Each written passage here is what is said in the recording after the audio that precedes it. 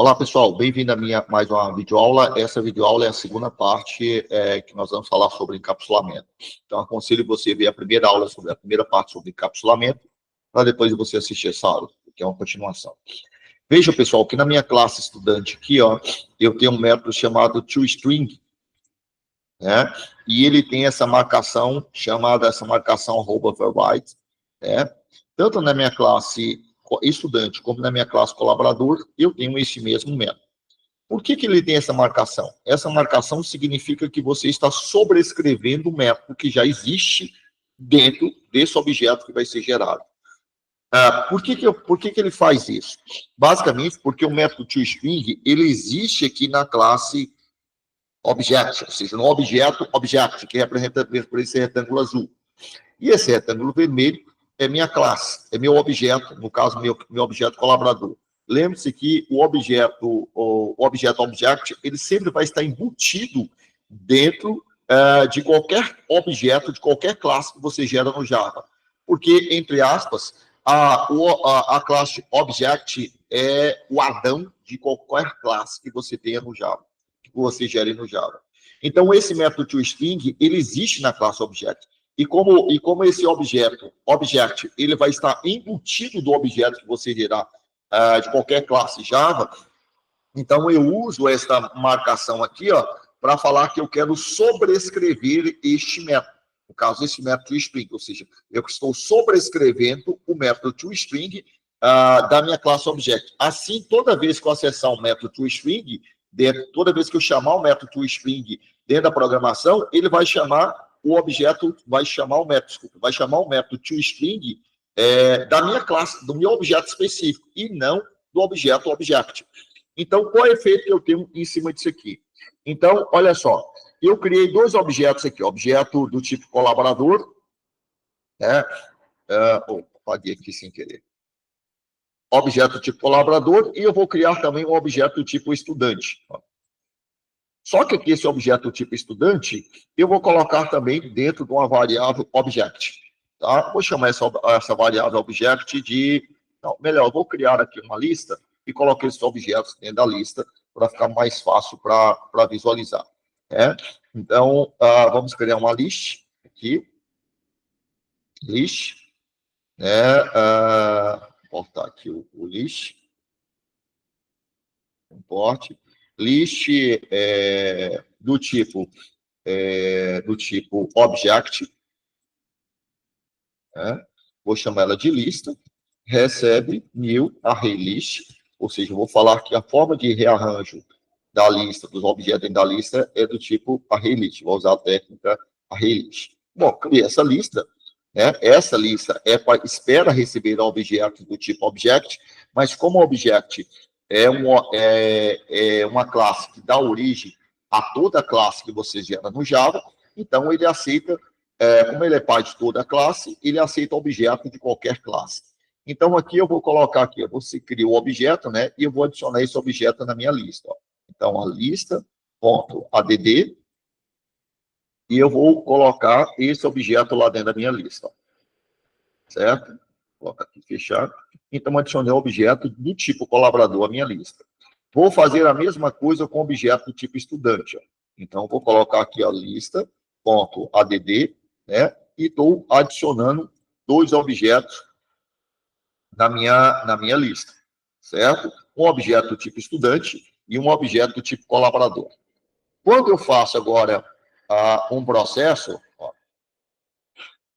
quando eu faço agora um for each, né? Então, vou falar assim, ó, eu vou criar objeto do tipo, dentro da minha lista tem object, né? Vou chamar ele de x, né?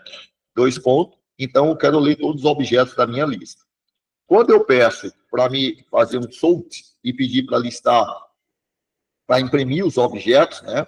Dentro desse processo, né? O que vai fazer? Eu tenho dois objetos, um objeto do tipo colaborador e um objeto do tipo estudante, que estão guardados numa lista que espera receber objetos da classe object. Né? Quando você pede para imprimir um objeto, na prática, ele vai executar o método toString, ou seja, o método toString da classe estudante, ele vai imprimir estudante e o nome. O método toString da classe colaborador, na prática, ele vai imprimir simplesmente a palavra colaborador e o nome. tá? E o estudante, ele vai imprimir a palavra estudante e o nome do estudante, né? Então, quando eu pego e peço para executar isso aqui, ó, vou pedir para executar, então,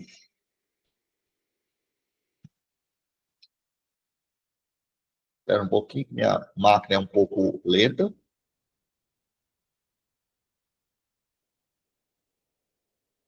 Ó, veja que ele me imprimiu os métodos, ó.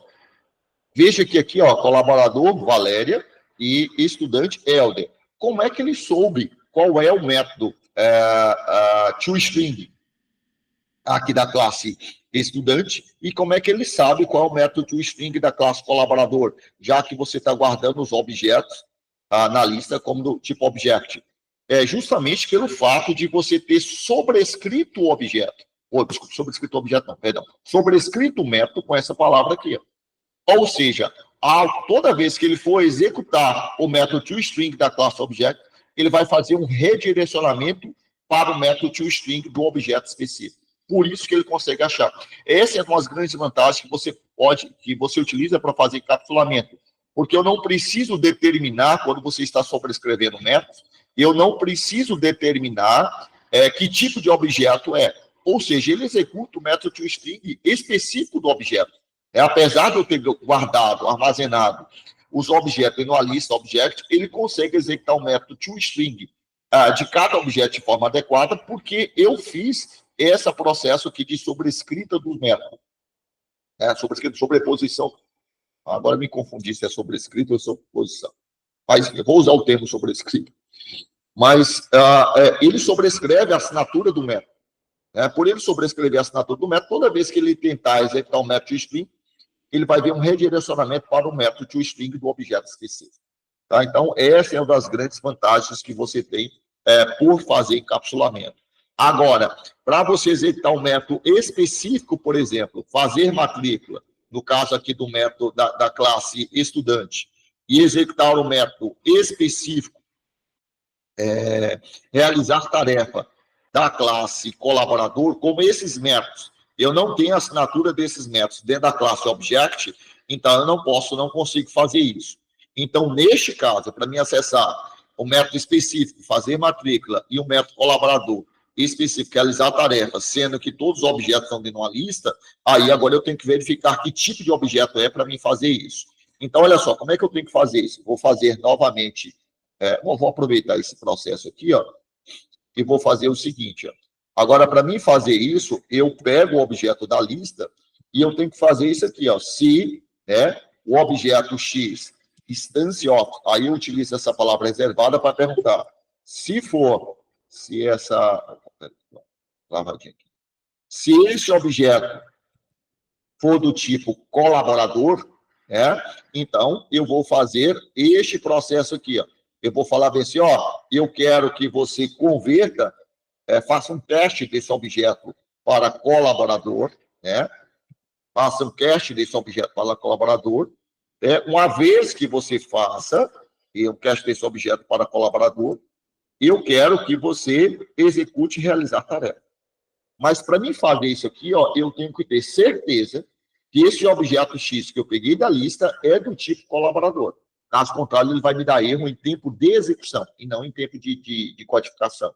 Ou seja, como eu só tenho objetos do tipo colaborador estudante, se o objeto não for colaborador, então ele só pode ser estudante. Então eu vou fazer a mesma coisa. Então eu vou falar assim, ó, faça um cache desse objeto para estudante, para objeto do tipo estudante, um cache do objeto X, e uma vez que você faça o cache, você pega e execute o método dele lá fazer matrícula. Então, eu precisei fazer isso aqui, eu precisei ter certeza, para me acessar o método específico do objeto. E eu não precisei fazer isso no exemplo anterior, porque, no caso, o método toString aqui, eu tinha sobrescrito. Aí eu não preciso fazer isso. Mas, neste caso aqui, eu preciso fazer isso. E aí, quando eu peço para executar, você vai ver que agora eu consigo executar esses métodos específicos do objeto. Ó. Vamos lá, peço para executar, demorar um pouquinho, minha máquina é um pouco lenta. Mas foi. Olha lá, tarefa realizada com sucesso. Essa tarefa realizada com sucesso, no caso, é do colaborador, ó, esse método aqui, ó, do colaborador, ó, tarefa realizada com sucesso, e a outra mensagem, matrícula realizada com sucesso, é do estudante, ó, matrícula realizada com sucesso. Então, veja, pessoal, que eu posso fazer esse processo. No caso, quando você não tem uma sobreposição, né, de assinaturas de método, ou seja, quando o método existe especificamente dentro de um objeto, né, se ele não existe dentro da classe colaborador, do objeto object, aí eu preciso fazer isso aqui. Eu preciso ter certeza que aquele objeto que eu guardei dentro da lista de objetos é do tipo colaborador, faço um cast, entre aspas, uma conversão, né, para mim poder acessar o método. Beleza, pessoal? Bom, pessoal, sobre encapsulamento era isso. Até a nossa próxima videoaula.